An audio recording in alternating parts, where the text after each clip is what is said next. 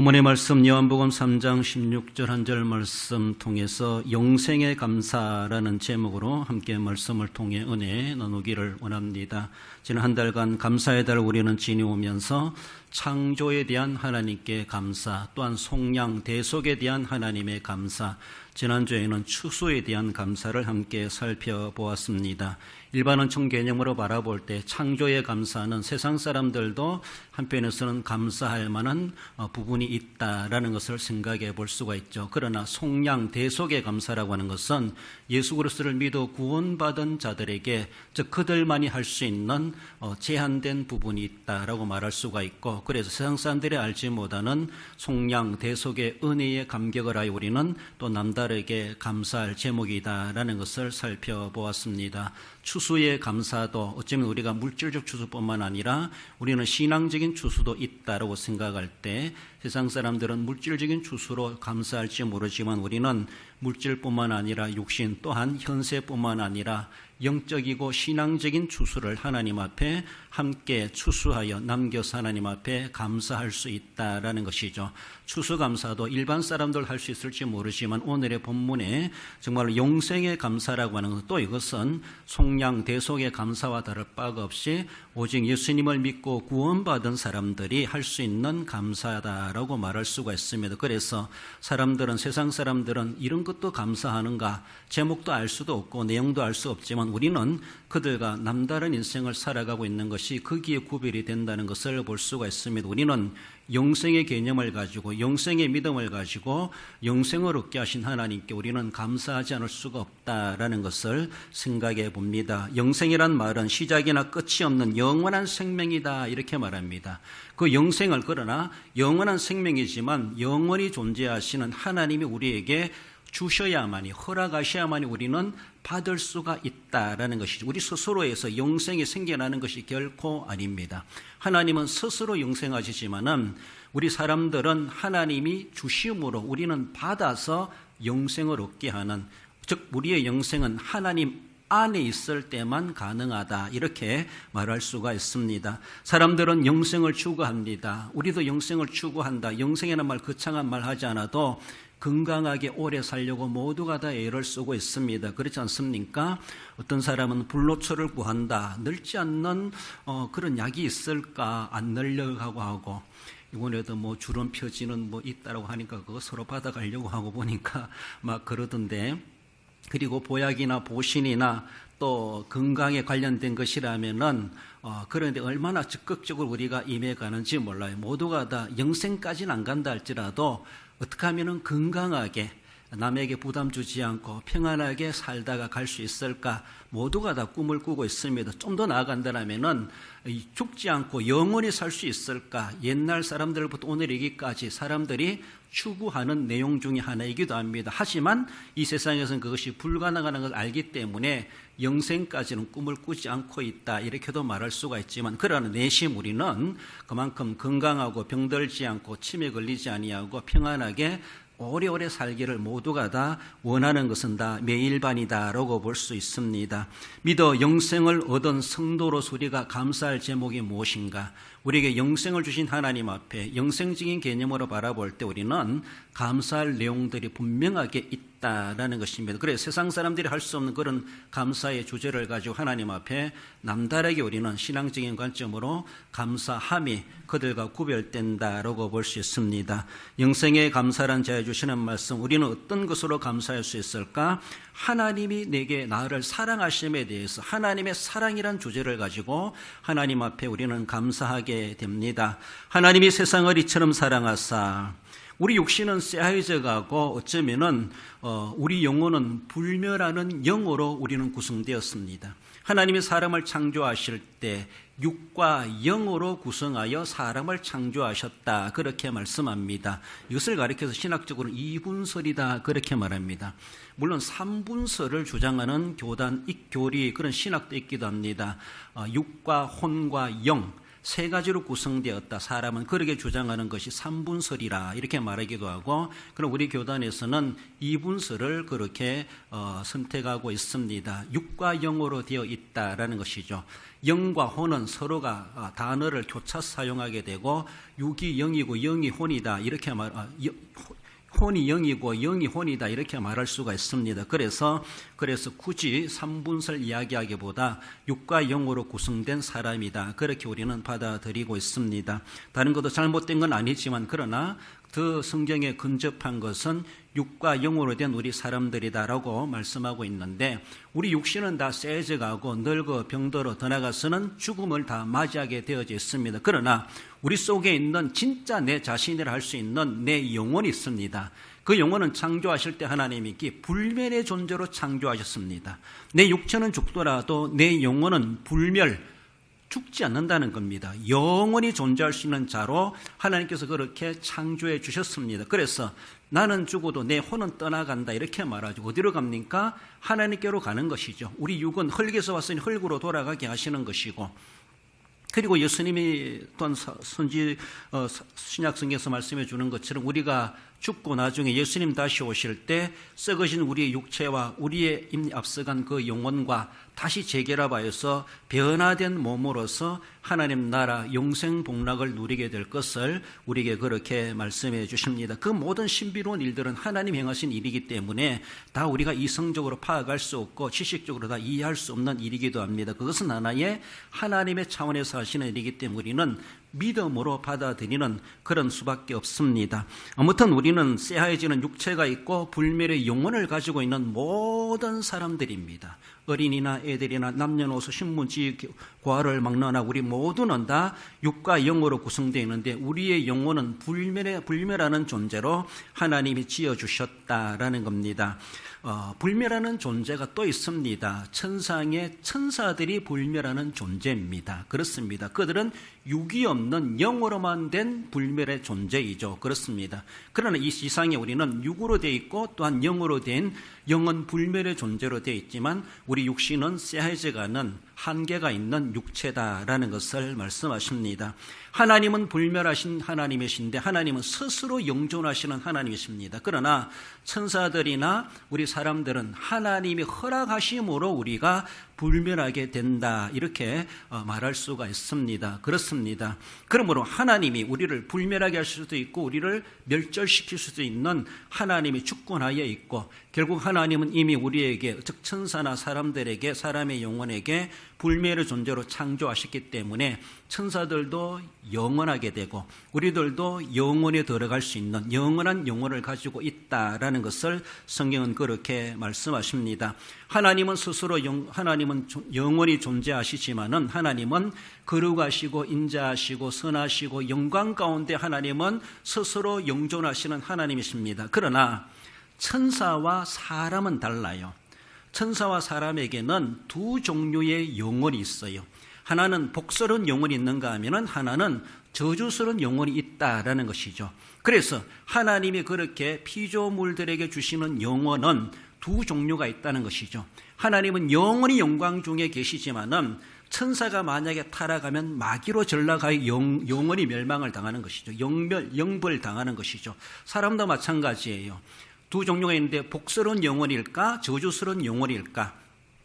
우리는 영원하지만 우리는 영원한 복스러운 영생 복락을 누리는 것이 우리의 꿈이고 우리가 가져야 될 사항이다라는 것이죠. 그래서 사람도 타락하면은 저주스러운 영혼에 빠지게 된다라는 것이죠. 그래서 천사가 타락하여 마귀가 되었다 이렇게 말하죠. 사람이 타락하니까 영원히 멸망받을 지옥에 떨어져 영벌당하게 된 그런 처지가 놓인 것이 우리 인간의 현주소라고 하는 것을 말씀하십니다.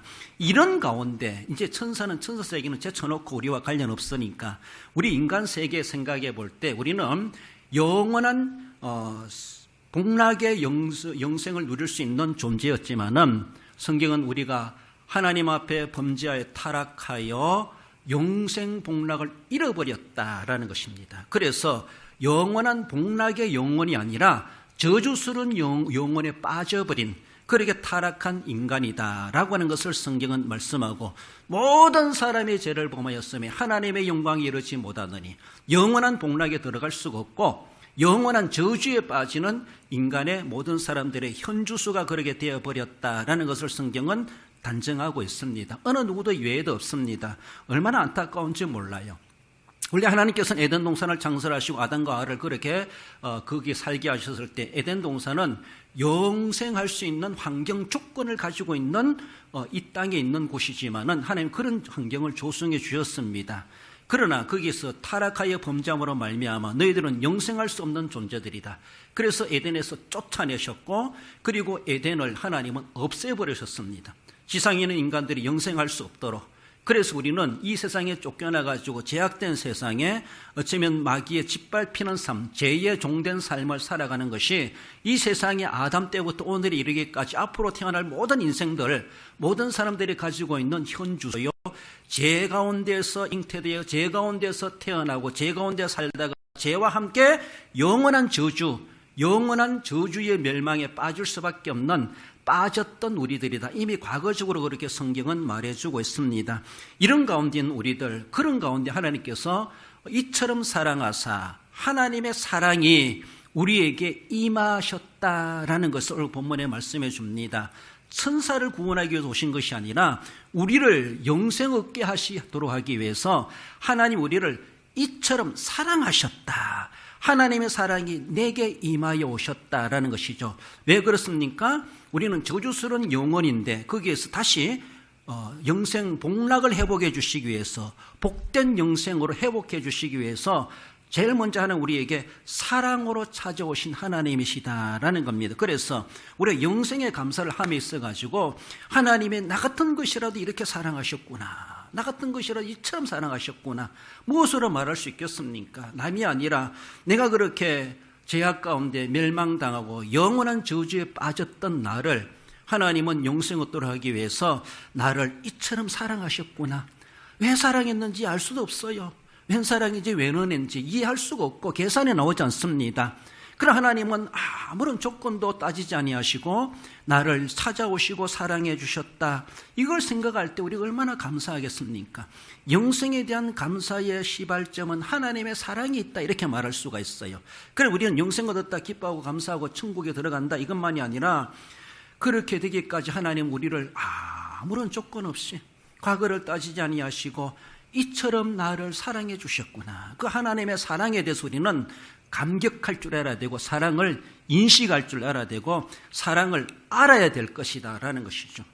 하나님 나를 사랑하셨다는 것이 내게 어떤 증거가 있습니까? 하나님의 사랑을 받은 사람은 하나님의 사랑을 느끼게 돼 있어요. 그렇잖아요? 인간적인 관계에서도 저 사람이 나를 사랑하는 것 같다? 어느 정도 좀 눈치가 있지 않습니까? 진작이 있어요. 전혀 눈치 없는 사람은 아무리 해도 눈치도 못 채고 알지도 못하고 무감각하게 그렇게 하지만은 우리는 영성이 다 있어요. 하나님의 형상이라는 것이 우리에게 다 있어요. 그래서 하나님이 우리를 사랑하셨다라는 것에 대해서 우리도 어느 정도 느낌이 있고 감지하게 되고 눈치채게 되고 알게 되어져 있습니다. 하나님이 진짜 나를 사랑하셨다면은, 내가 진짜 하나님의 영생을 얻도록 사랑을 입었다면은 우리 속에 변화가 일어나게 되어져 있고 하나님에 대해서 사랑의 눈을 뜨게 되어져 있고 나도 하나님을 사랑하고 싶은 마음, 하나님을 사랑하게 되어져 있다는 것이죠. 예수님의 말씀으로 나를 사랑하는 자는 나의 계명을 지키는 자라 말씀하시는 것처럼 하나님의 계명을 지키게 되어져 있고 말씀대로 살려고 애를 쓰게 되고 하나님을 사랑하니까 하나님이 싫어하는 일은 안 하려고 하는 반응이 보이게 되어져 있습니다. 내 삶에 그런 것이 있다라면 우리 하나님의 사랑을 지금 느끼고 있다는 것이죠. 하나님의 사랑이 내게 지금 임하고 있다는 것이죠. 임하고 있음에도 불구하고 내가 무감각해가지고 못 느끼고 있는 것도 많아요. 그렇잖아요? 내가 그토록 사랑하는데도 쟤는 눈치도 없는지 몰라봐 한 다음에 서운해하는 것처럼 하나님도 이렇게도 사랑해 보시고 저렇게도 사랑해 주시고 계속 변함없이 일관되게 사랑해 주시는데도 우리가 무디다 보니까, 우리가 무지하다 보니까 하나님의 사랑인 줄도 알지도 못하고 저절로 잘 되는 줄 알고 그렇게 생각하고 있는 것은 아닌가 우리는 생각해야 되죠. 우리는 다 하나님의 사랑을 받을 수 없는 원수된 자들이었다는 겁니다. 모든 사람의 죄를 범하여서 하나님께 원수된 자들이지만은 하나님은 천사들에게도 주지 않는 그 사랑을 이 인간들에게, 이 사람들에게, 나 같은 것에게 찾아오셔서 이처럼 사랑하사 이렇게 표현합니다. 나를 그렇게 사랑해 주셨다라는 것을 말씀하시고, 그렇다면 내가 하나님의 사랑을 받은 것을 확신한다면 나도 하나님을 사랑하게 되어져 있습니다. 그렇습니다. 난 별로 사랑할 사람 마음이 없는데 저 사람이 나를 사랑한다니까 싫지는 않아요. 그 사람이 계속 사랑의 강도가 높아지면 나도 모르게 그 사람을 사랑하게 되어져 있는 것이 서로가 인지상정이 아니겠는가, 정직한 반응이 아니겠는가, 그렇게 볼 수가 있습니다. 하나님이 나를 그토록 끊임없이 사랑하심에 대해서 나도 하나님을 사랑하게 되어져 있다고 하는 것이 진정한 반응입니다. 신앙적인 반응입니다. 그래서 그의 계명을 대로 살아가려고 몸부림치게 되어져 있다라는 것이죠. 어느 율법 교사가 예수님께 찾아와서 선생님 어떻게 하여 영생을 얻으리이까? 그렇게 물어왔습니다. 뭐 어떻게 해야 영생을 얻는 줄 알고? 예수님 물었습니다. 너는 율법 교사가 아니냐? 율법에 뭐라고 기록되어 있느냐? 그러니까 율법 교사가 율법에 기록된 대로 대답합니다. 누가복음 10장 27절에 대답하여 이르되 내 마음을 다하며 목숨을 다하며 힘을 다하며 뜻을 다하여 주 너의 하나님을 사랑하고 또한 내 이웃을 내 자신같이 사랑하라 하였나이다. 이렇게 대답하니까 예수님이 내 말이 옳도다. 너 그렇게 해라. 그러면 살리라. 예수님께서 영생을 물은 이 율법 교사한테 율법에 뭐라고 기록되어 있느냐? 요약하면 하나님 사랑, 이웃 사랑입니다. 내가 하나님의 사랑을 받았다면은, 영생을 얻을 사랑을 받았다면은 하나님 사랑하게 되어져 있고 이웃도 내 자신같이 내 몸같이 사랑하게 되어져 있습니다. 여러분들은 그런 사랑하고 있나요? 그 사랑이 내게 있다라면은 그래도 하나님의 사랑을 받은 자이다. 이렇게 내 스스로가 증거를 찾을 수가 있다라는 겁니다. 영생에 감사할 수 있는 것이 뭔가? 하나님이 나를 그토록 사랑하셨다는 것에 대해서 우리는 먼저 감사의 소재로 삼을 수가 있습니다. 나아가서 영생의 감사는 내게 믿음의 은혜를 주셨다는 것에 대해서 우리는 감사하게 됩니다. 독생자를 주셨으니 이는 그를 믿는 자마다 영벌에 처한 사람에게 영생을 위하여서 하나님 우리에게 믿음의 은혜를 우리에게 부어주셨다라는 겁니다. 믿어 구원받을 기회를 하나님 우리에게 허락하셨다는 것이죠. 이미 하나님을 등지고 배신하고 타락한 그리고 마귀의 종된 자들입니다. 하나님과 이미 결별된 자들이에요. 그럼에도 불구하고 하나님 이처럼 사랑하사 찾아오셔서 누구까지? 독생자까지 우리에게 주셨습니다. 그 주신 사실을 너는 믿어라. 믿을 기회를 하나님 우리에게 다시 한 번 더 주셨습니다. 타락하여 그냥 내버려둬도 그만일 것을 하나님은 이미 멸망에 처한 우리들에게 하나님은 찾아오셔서 믿음으로 구원받는 원리를 말씀해 주셨습니다. 비결을 말씀해 주셨습니다. 그래서 믿으면은 구원, 영생 얻으리라. 오늘 본문의 말씀. 그래서 믿음을 우리에게 가지고 찾아오신 하나님이시다라는 것이죠. 많은 은혜가 있지만 어떤 은혜보다가도 나로 하여금 믿을 수 있는 믿음을 주셨다는 것이죠. 믿음을 내게 허락하셨다는 것이죠. 나로 하여금 믿으면 믿게 하시는 믿음을 내게 주셨다는 것이죠. 내가 믿고 싶어 믿는 것이 아니고 믿음은 선택이 아닙니다. 내 속에서 우러나가지고 믿는 것이 아닙니다. 그 믿음은 하나님 내게 먼저 찾아오셔서 믿게 하심으로 내 속에서 우러나게 되어 있어요. 내 속에서 그렇게 몸부림치고 용서치게 되어 있는 것은 이미 그 전에 하나님 내게 믿음의 은혜를 가지고 오셨습니다. 내게 믿음을 심어주심으로 내 속에서 믿음이 싹이 나고 믿게 되어지고 믿음의 용수순치게 되고 믿음의 굳건한 사람으로 더욱더 발전, 성장하게 되어져 있습니다. 이런 모습 속에서 하나님께서 독생자를 주셨으니 그 독생자를 누굴 위해 준 건가? 너는 믿어라, 알아라. 그래서 믿어라. 그 믿음의 기회를, 즉 믿음을 가지고 우리에게 찾아오셨습니다. 우리가 멸망당한 상태에 놓여 있는데 다시 한 번 더 재생할 수 있는, 회복할 수 있는 우리 하나님께서 우리에게 믿음의 기회를 다시 한 번 더 주셨다라는 겁니다. 그래서 끝장내도 그만일 것을 끝장내지 아니하시고 지금 이제는 우리 생애의 마지막 기회라고 할 수 있는 이 생에 살아가면서 독생자를 주셨으니 그를 믿어라.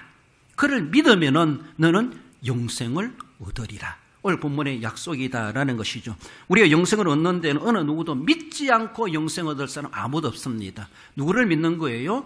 예수 그리스도를 믿는 거예요. 그 믿음의 시작은 회개라고 말할 수 있습니다. 그래서 회개와 신앙이다 이렇게 표현하는데, 회개와 신앙은 하나입니다. 내가 회개한다고 하는 그 자체가 예수님이 나의 모든 죄를 지고 십자가에 달려 돌아가셨습니다. 그 십자가 앞에 내가 예수님 앞에 내 모든 죄를 내려놓습니다. 회개하고 자박하고 나는 죄인입니다. 나는 구원받을 수 없는 하나님을 등진 원수된 자였고 하나님을 떠나갔던 죄인입니다. 내가 이런 죄를 지었습니다. 정말로 인간적으로 도덕적으로 여러 가지 모습으로 지은 죄들이 많습니다. 종교적으로도. 그래서 생각나지 않는 죄까지를 하나님 앞에 다 털어놓습니다. 내어놓습니다. 나는 하나님 앞에 죄인입니다. 하나님 앞에 어쩌면 두 손 들고 천부여지옵소서. 주님 앞에 내가 죄인입니다. 죄인된 자세로 나아갈 때 그 죄인을 그도 차신 하나님이 아니시라 죄인을 부르시러 오신 예수님이신 것처럼 죄인이라 고백하는 자들을 주님은 어떤 죄인이랄지라도 다 용납해 주시고 그 모든 죄도 사하실 수 있는 보혈의 십자가의 능력을 가지고 계신 하나님, 그 십자가의 능력으로 우리의 모든 죄를 사해 주시마 그렇게 약속해 주셨습니다. 그래서 그 죄의 사함의 근거는 예수 그리스도께서 2000년 전에 이 땅에 오셔서 십자가에 달려 피 흘려 대속의 제물로 속량의 제물로 돌아가셨으므로 그 모든 죽으심에 내 죄도 죽었고 나도 죽었고, 그래서 그가 부활하심으로 나도 죄사함을 받고 나도 영생을 얻게 된다, 믿음으로 영생을 얻게 된다는 것을 예수님의 부활로 우리에게 확정해 주셨습니다. 이 사실을 우리는 믿어야 되죠. 인간이 어떻게 해가지고 우리가 죄를 씻고 사해지고 없어지는 것이 결코 아니라는 것이죠. 세상에서는 어떤 죄가 있으면은 재판받아가지고 형을 집행하고 형을 받고 나면은 죄값을 치르면은 다 죄가 탕감된 것처럼 여길지 모르지만은 그건 세상의 법의 원리고, 그 하나님 앞에는 그렇지 않습니다. 하나님 앞에는 어떤 죄를 할지라도 내가 죄인임을 알고 하나님 앞에 나아가면은 하나님이 판단하시는 거예요. 그래서 예수님으로 말미암아 우리 모든 어떤 죄를 할지라도 사하실 수 있는 보혈의 능력이기 때문에 내가 죄인이다 고백하고 죄인의 자세로 나아갔을 때 하나님은 우리를 용납해 주시고 과거를 묻지 아니하시고 주님 안에서 의인된 자로 우리를 인정해 주신다라는 것이죠. 그래서 영원히 멸망받을 우리의 존재가 영생 복락의 자리로 우리를 회복해 하시기 위해서 이 땅에 예수님을 보내셨는데, 그 예수님을 너는 영접하여 믿어라, 이것을 주님은 우리에게 명하셨다는 것이죠. 그래서 믿는 자에게 주어지는 것이 영생입니다. 어느 누구든지 나 영생해야지, 안 죽어야지, 건강하게 살아야지 한다고 되는 게 아니에요. 세상에 어떤 길도 다른 이름을 주신 일이 없나니 이 종교 저 종교 많지만 그 종교 구원의 길이 있다는 것이 결코 아닙니다. 오직 예수 그리스도만이 우리 모든 죄를 사하시고 우리를 영생 얻게 하시는 하나님의 유일한 길을 하나님이 제시해 주셨습니다. 모든 사람들에게 이것은 열려 있습니다. 그래서 믿는 자만이 구원받는 거예요. 세상에 수억의 인구가 살아간다 할지라도 아무도 안 믿으면 다 멸망당하는 거예요. 영원히 멸망 저주에 빠지는, 저주에 있는 그대로 있는 거예요. 그러나 어느 누구랄지라도 거기에 빠진 자랄지라도 예수님이 어떤 분이신가, 나를 위해서 십자가에 달려 피 흘려 돌아가시고 대속하셨다, 나를 위해서 대신 내 죄를 책임져 주셨다, 이 사실을 믿는 자, 그것을 마음속에 인정하고 받아들이는 자, 그것이 믿는 겁니다. 마음으로 믿어 입으로 시인한다 것이죠. 그래서 내가 믿는 것을 찬송으로, 기도로, 전도로, 신앙 고백으로 그것을 표현하고 시인하는 겁니다. 그것이 바로 믿음의 표현이죠. 그렇습니다. 믿음은 마음으로 믿는 거예요. 마음으로 영접하는 거예요. 예수님이 나를 위해 그렇게 돌아가셨구나, 마음에 받아들이고 인식하고 감격하고, 그래서 감사하고, 맞습니다, 주님이 나를 위해서 그렇게 대신 죽으셨습니다, 부활하셨습니다, 내 입으로 시인하고 고백하는 것이죠. 영접 기도하는 것이죠. 그렇습니다. 그렇게 되어질 때 그것이 바로 믿음의 온전한 믿음이다, 이렇게 적어나마 말할 수가 있습니다. 그 믿음이 우리로 하여금 영생을 얻으리라, 그 믿음을 하나님은 가지고 우리에게 찾아오셨다는 것이죠. 내가 믿음을 개발해가지고 만들어내가지고 내 속에서 믿음이 생겨나서 내 의지대로 구원받는 것이 결코 아닙니다. 그 전에 하나님이 그렇게 이미 다 믿음을 찾아오셨고 믿음이 싹트게 하셨어요. 그렇습니다. 우리는 그걸 알아야 됩니다. 그래서 내가 만드는 믿음이 아니라 그 믿음이 생겨나도록 하나님 믿음을 가지고 찾아오셨구나, 내게 믿음을 주셨구나, 하나님이 선물로 주신 믿음이라는 것이죠. 그래서 그 믿음을 가지고 하나님 앞에 영생의 감사의 소재가 된다는 것이죠. 하나님 앞에. 에베소 2장 8절에 보면 너희는 그 은혜에 의하여 믿음으로 말미암아 구원을 받았으니 이것은 너희에게서 난 것이 아니요 하나님의 선물이라. 선물은 대가를 받고 주는 게 아닙니다. 값없이 그저 주는 것이 선물입니다. 그렇지 않습니까? 우리는 또한 감사하니까 선물도 하기도 한데 아무튼 하나님 우리에게 값없이 그저 주시는 은혜, 그것이 선물입니다. 아무런 대가 없이 조건 따지지 아니하시고 그 은혜에 의하여 믿음으로 말미암아 구원을 받았으니 그 믿음 자체도 구원받는 믿음도 하나님이 선물로 주셨기 때문에 그래서 우리는 감사하는 거예요. 나로 하여금 영생 얻게 하신 믿음을 주셨구나. 그 믿음을 주셔서 감사합니다. 지금도 그 믿음을 가지고 믿고 살아가게 하시니 감사합니다. 이것이 영생의 감사입니다. 사도행전 16장 31절에서도 주 예수를 믿어라 그리하면 너와 내 집이 구원을 받으리라. 구원이란 말과 영생이라는 말은 동일한 말입니다. 믿으면은 구원받는다, 영생을 얻는다. 누구든지 그렇습니다. 그러므로 믿음은 개발이나 선택이 아니라 내가 소유하고 싶어 소유하는 것이 아니라 하나님이 주셔서 나는 선물로 받았기 때문에 영생 얻었습니다. 그래서 영생보다 앞서는 것은 믿음이다 이렇게 말할 수 있어요. 그래서 영생을 주제를 가지고 감사하면서 그 내면 속에 믿음이 있구나라는 것, 그 믿음을 주신 하나님 앞에 하나님 내가 영생 얻을 믿음을 주시니 감사합니다. 이것이 우리의 감사라는 것이죠. 나가서 마지막으로 영생의 감사는 천국을 유업으로 받게 하시니 감사하다라는 것이죠. 멸망하지 않고 영생을 얻게 하리 하심이라. 영생은 죄가 있는 현세에서는 아무리 발버둥 쳐도 불가능합니다. 그렇습니다. 오직 죄와 그 죄의 결과가 없는 즉 내세, 천국, 하나님의 나라에서만이 영생이 가능합니다. 이 세상에서는 영생을 하나님 허락지 않으셨습니다. 그러나 영생을 받을 수 있는 기회는 이 현세상에 있을 때뿐입니다. 내 생명 딱 끝나고 나면 기회는 끝나는 거예요. 그래서 내 영생은 내가 죽고 나서부터 영생이 시작된다 이렇게 말할 수가 있죠. 이 세상은 영생할 수 있는 현장 환경이 되지 못합니다. 그렇지 않습니까? 우주 공간에 가는 사람들, 달나라에 가는 우주인들이 우리처럼 양복 입고 이렇게 가면 그거 살지를 못해요.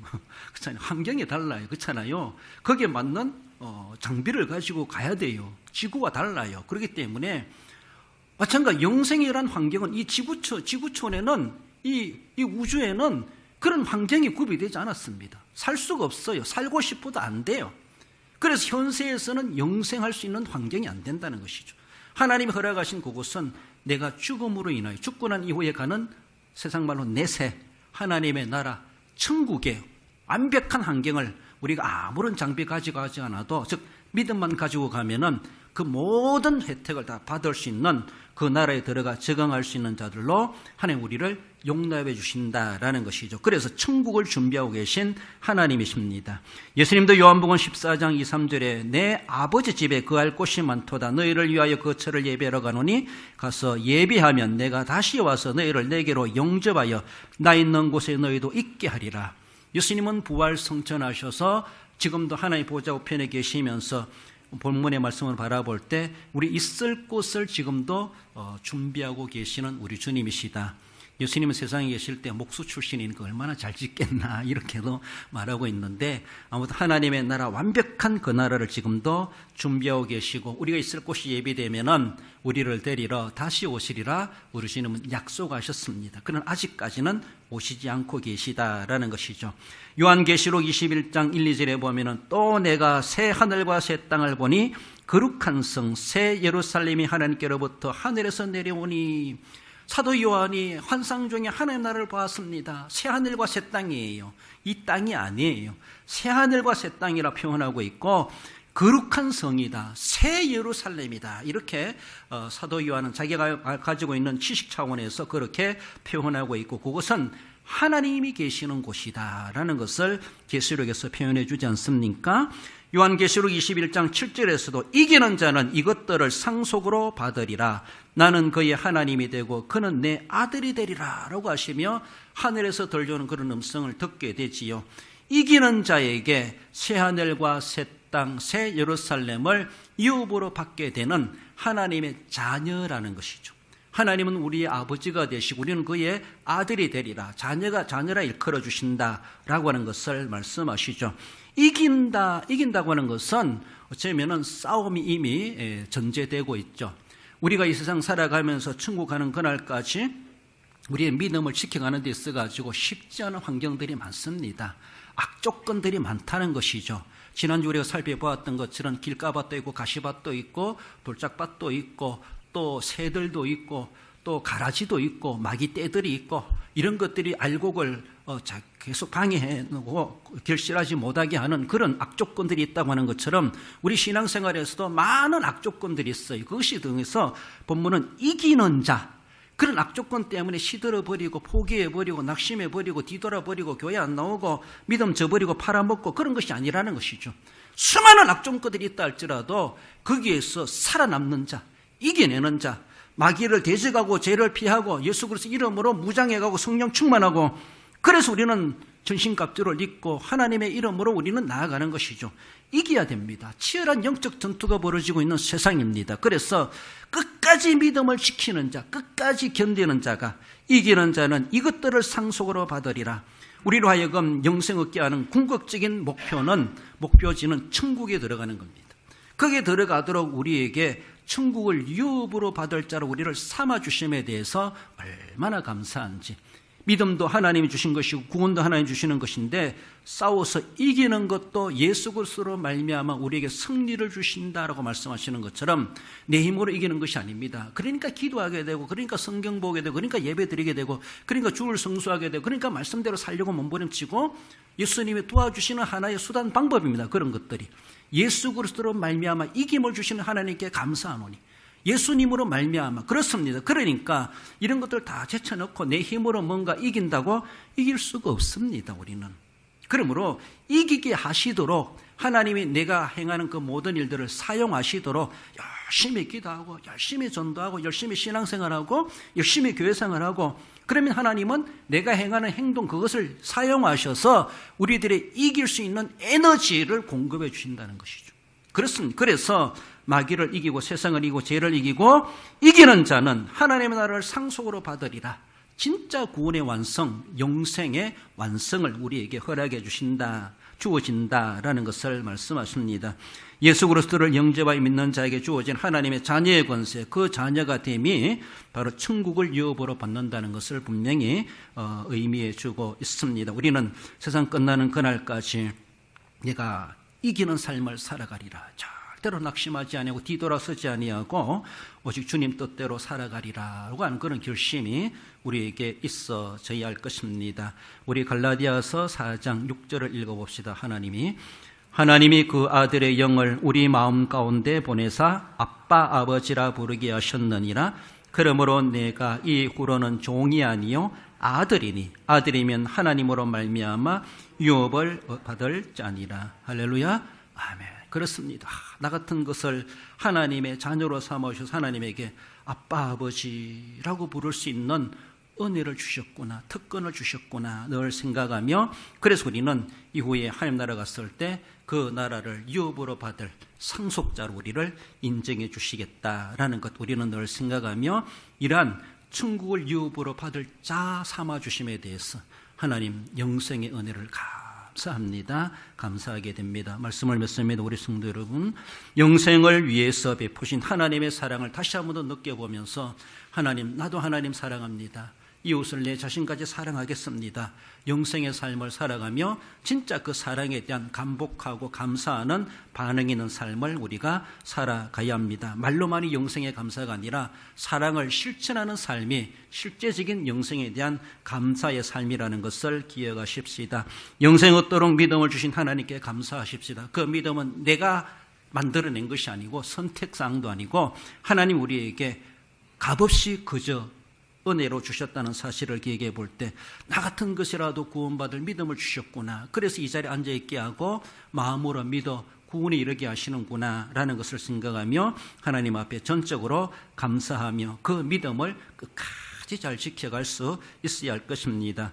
영생 얻어 천국을 유업으로 얻을 자로 삼으심을 늘 기억하며 이기는 자에게 주시는 하나님의 나라를 기억하며 어떤 어려운 가운데서도 끝까지 믿음을 지켜가시고 잘못된 길에 들어서지 말고 미혹되지 말고 오직 하나님 앞에 늘 회개하고 하나님의 자녀된 자로서 믿음을 굳건하게 믿음의 자리를 사수하고 지켜갈 수 있어야 할 것입니다. 영원히 영생의 은혜를 얻게 하심을 우리 잊지 말고 기억하며 우리 하나님 앞에 감사하고 날마다 영생 복락, 영생의 맛을 보며 살아가시는 우리 모든 성도 여러분들 되시기를 주님의 이름으로 축원드립니다.